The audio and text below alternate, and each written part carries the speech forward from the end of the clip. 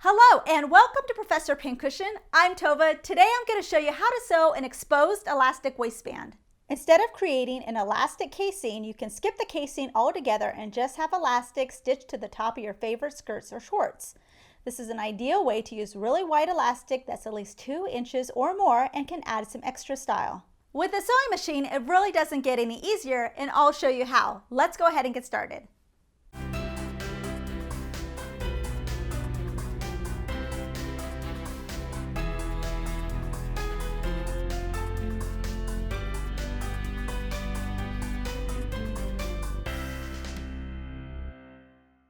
My shorts or skirt or pants has been completed up until the point where I'm going to start attaching my waistband.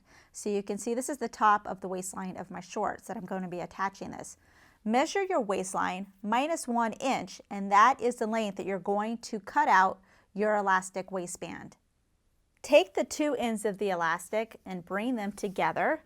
If you have a right side to your elastic, you're going to want to place it right side to right side, but most of us is probably not going to make a difference. And you're going to stick a couple pins down here on the end to hold it. I'm sewing this about a 1/2 inch seam allowance. Don't forget to do your back stitching on both the beginning and end of your stitch. Press your seam open with either a low heat iron or you can just finger press.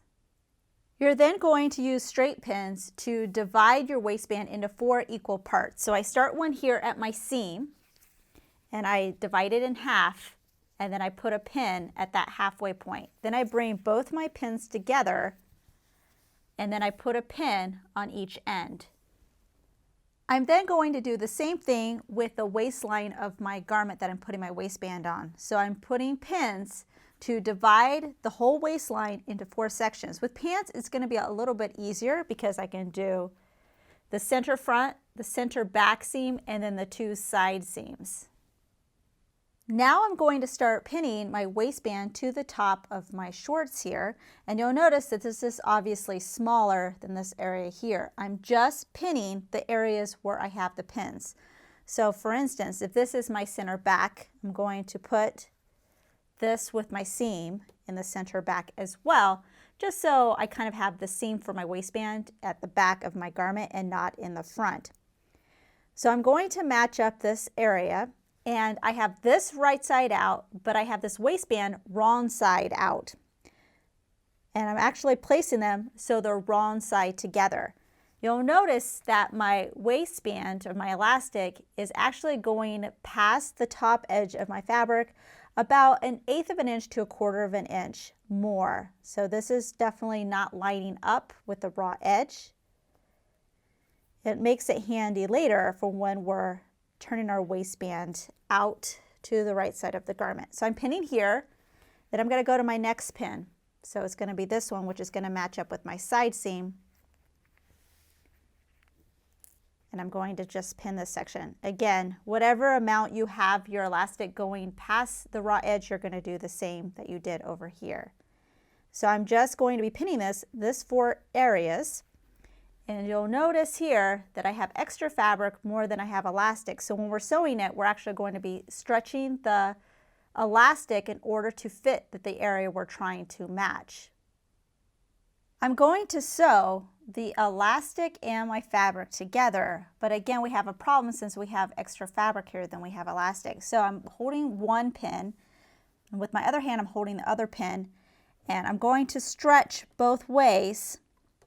So that way I'm stretching the elastic to fit the section that I'm sewing, and I'm just using a zigzag stitch as I'm going through. So it's still going to be stretchy when I finish sewing it. I'm matching the edge of my elastic with the 5/8 seam allowance line on my sewing machine. If your machine doesn't do a zigzag stitch, you can always use a stretch stitch on your machine as well. If you look at the right side at the top of your garment, it's going to look something like this. So your elastic is peeking out and then you have all this raw edge right here. If you're just doing it with knit, it's not really that big of a deal, but if you're doing a woven like I am, it doesn't look that great. This next step is going to cover all that up.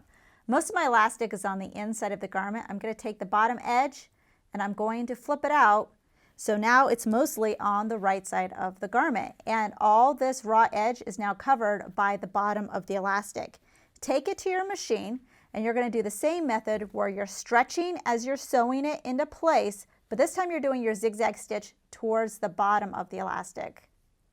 With that, my waistband is now attached. Definitely want to use a matching color thread to your elastic so your stitches are not as obvious, although you could use a contrasting if you want something to stand out. You'll see I have 2 rows of stitches. If you want this top row to be a little bit closer to the bottom edge, then instead of doing 5/8 of an inch when you originally sew on the elastic like I did, you can do something like 3/8 of an inch.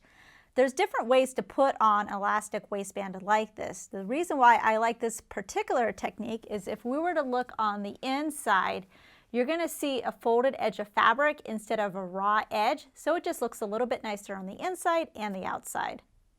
We hope you enjoyed this tutorial. Please subscribe to get notified of our weekly releases. Also check out ProfessorPincushion.com to view our complete library with well over 350 sewing tutorials. If you would like to directly support us, you can check out our Patreon campaign and earn some exclusive perks. Thanks for watching.